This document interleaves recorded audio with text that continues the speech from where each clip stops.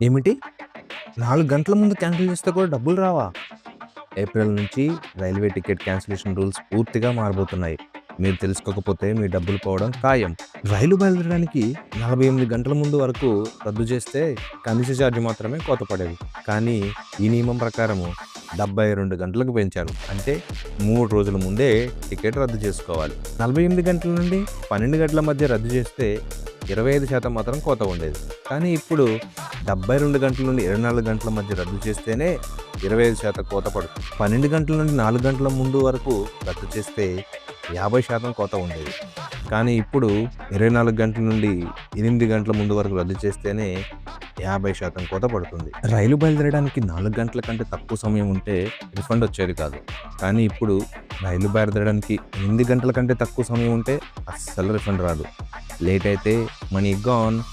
Last minute decisions అంటే ఇక నష్టం ఖాయం. కానీ వెయిటింగ్ లిస్ట్ వాళ్ళకు గుడ్ న్యూస్. కొత్త రూల్స్ మనకొకటి నేర్పుతున్నాయి.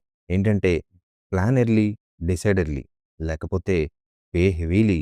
ఇకపై టికెట్స్ బుక్ చేసే ముందు ఒక్కసారి ఆలోచిద్దాం. ఈ సమాచారం మీకు ఉపయోగపడితే మీ ఫ్రెండ్స్‌కి షేర్ చేయండి. ఎందుకంటే ఒక చిన్న తప్పిదం పెద్ద మూల్యం చెల్లించుకోవాల్సి వస్తుంది. Thank you.